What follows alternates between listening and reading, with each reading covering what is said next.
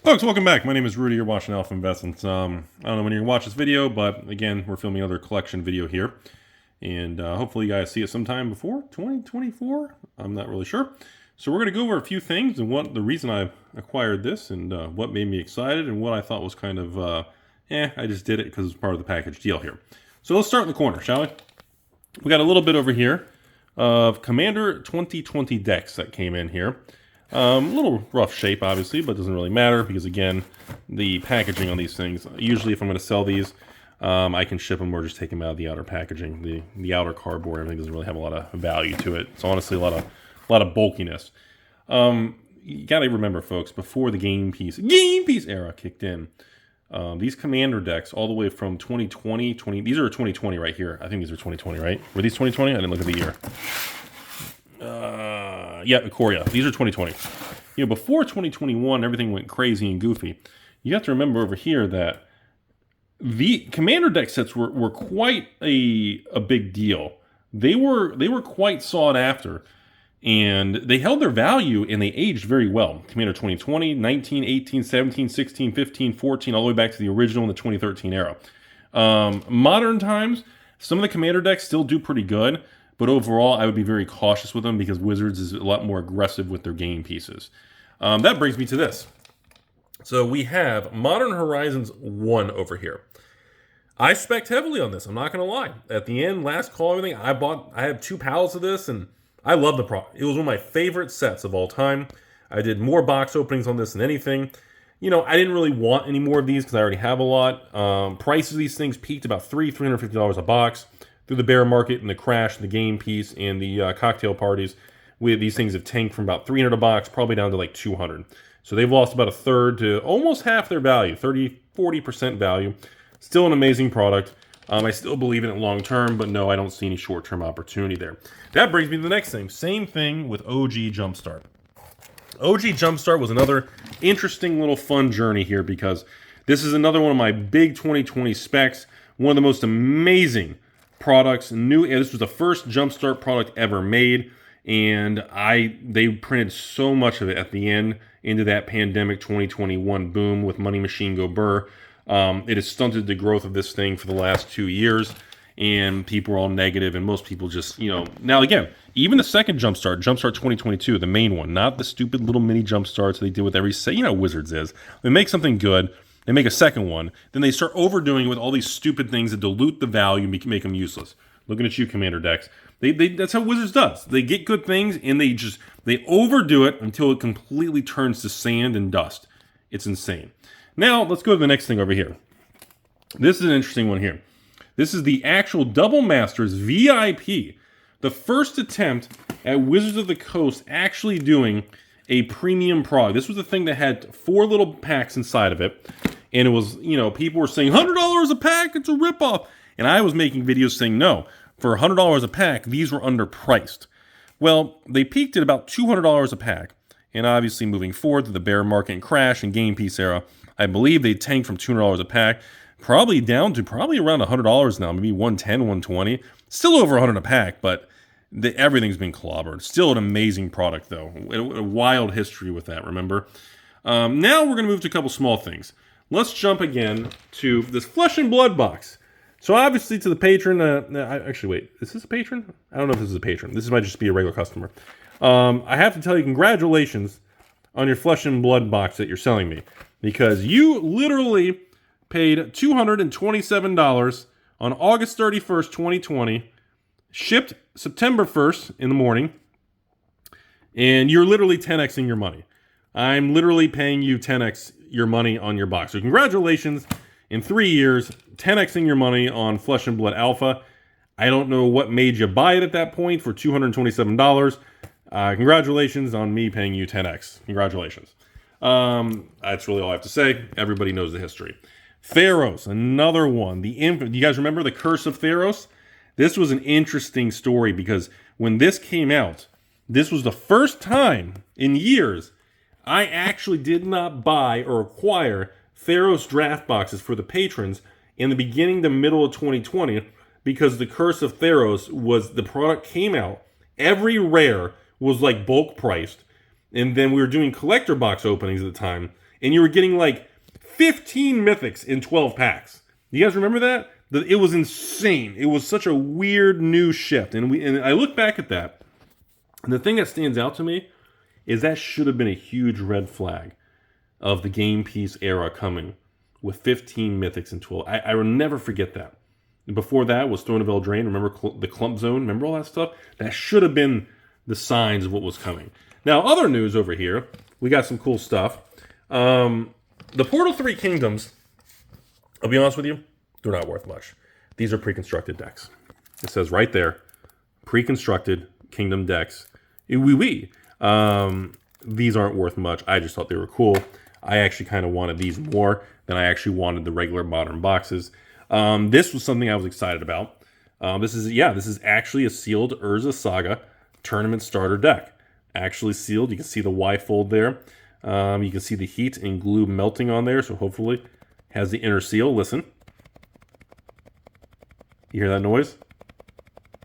That means all the cards are sealed inside. You don't hear the cards moving. It is actually sealed on the inside. Good old WotC 6020. That's actually was kind of exciting there. Don't get too excited, ladies and gentlemen.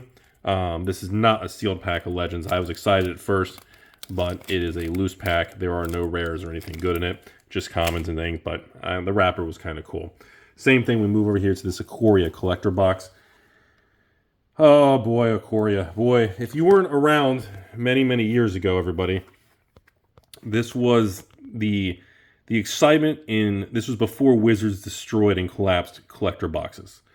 And when this came out, this was the collector box that came out. And when I ran my patron sale, I oversold it by like 1,000 boxes. And because the market price was close to the market price I sold mine at, I think the market was 10, 20 bucks more a box, I went on the open market and bought like 1,000 Ikoria collector boxes on eBay TCG Player. Well, the problem is, because I did that, it completely moved the entire market, because I went on the open market and I literally spent hundreds of thousands buying over 1,000 of these to try to fulfill patron orders to take care of the customers, because there's only like a $10, $20 difference per order. I said, whatever, I'll take care of it for 10, 20 bucks. And it just, the market never really recovered and became elevated. It was a mistake. I should have reached out to the customers at the time and done what I do now, which is I swap and offer other things for patrons instead of, I don't think that was a smart move in handling. I know a lot of people liked that approach, but it did a lot of damage and distortion to the open market. Last but not least, the little things that I really wanted in this collection, which was, yes, the cradle's nice and all. I don't really care much about a cradle here. And by the way, are you serious right now? Is the label even in the... Wait a minute. The label's not... Hold on. The label is like stuck to the side. It's not even in the label spot. There we go. The label wasn't even there. You go. Now the label's center. Like the label came out of the spot. Flipping Beckett and their little pieces of paper or whatever this is. All right. And of course the cards. Oh, they all, you can move the card all over the place in these things. I don't really care about an 8.5 Beckett Cradle. I will probably just break this out of the slab and just put it in my Cradle and Urza's position of raw cards. A graded 8.5 is, unless it's a 9.5 or a 9, it has to be a 9 or above. Otherwise, this is no different than just a raw card. 8.5 is probably going to have some little corner dings and wear on here. Yep, you can see some little white chipping. Sorry with the flash on the camera. You can see on the edge, you can see multiple little chips and dings. I can see one right there. Oh, look, there's even a surface dent. I'm pretty sure, is that a surface dent or is that on the case? I can't tell. That looks like a surface dent on the card right there. I can't really tell. And then, sorry, there's so much dust in there. You can see the white chipping on the edge. So, anyways, now this is nice. This one I'll probably leave as a 9. I probably won't mess with it. Abyss graded a 9. That's pretty nice there. Centering 8.5. Yep, that looks like a pretty crappy centering. Nice little Beckett. The Abyss, again, as you all know, if you're from this channel from years ago, Abyss is part of one of the 4 Black Horsemen. One of my favorite little subset series, I call it. The 4 Black Horsemen from Legends are obviously Nethervoid, Abyss, Chains, and All Hallows Eve. Those are some of my 4 favorite black cards of all time in history. I've been obsessed with them, and I love them, and I've collected and hoarded the 4 Black Horsemen for probably 5-10 years now. It's just something I've always loved. one of the most iconic cards and legends in history of everything. Same thing over here. I wanted to show these little there was a couple other common cards in this collection, but I'm not really going to go over the commons. These two transmutes. Transmute artifacts stayed at around $80 to $100, maybe $120, for probably like 3 to 5 years in a row. It never did anything. I probably was able to acquire a couple hundred copies over those many, many years from collection buying and just honestly buying them on the open market, because I always thought Transmute and Power Artifact for $80 to $100, I always felt they were underpriced and it was stupid. And the market would never adjust. I remember buying them. I remember other people talking about it. And no matter what, it's not a rare, it's an uncommon, or I guess a U3 instead of a U2 or whatever you want to call it back in the day of these 60-pack boxes from the early days of Magic. They never really moved in price. They were very stuck to their $80 to $100 price point. Well, we fast forward to the end of 2023, even through the boom and the collapse of the 2-year bear market with Cynthia Williams and slipping cigarettes inside of all of our kids, these cards still remain actually elevated in price. They are not at the $80 to $100. These are probably, they've held very, very steady. I'd probably say in the 200s maybe? Something like that. I mean, again, we're not talking thousands, but they've held above that previous kind of floor price. I thought that was interesting. Again, you got another little card here, which is kind of funny now. I'm looking at this after Sorcery has released their card game. And obviously we have one of the banned Jihad cards because, of course, ever since 2020 and the cultural bannings, obviously, you can see very, very played, a lot of wear on the card, but very infamous card. And, of course, one of the top 10 all-time favorite Rudy Magic the Gathering cards is going to be our world-famous Shahrazad. As they say, even Richard Garfield always has a funny story with this particular card, how much he loves and hates and talks about it. Probably one of the most annoying cards that you should never play with ever in the history of Magic, because unless you just want all your friends to hate you, and you want your ex to hang out with your wife's boyfriend, because this card will just ruin your life. So that's it, folks. We have a small collection today. I don't know when I'll publish this video.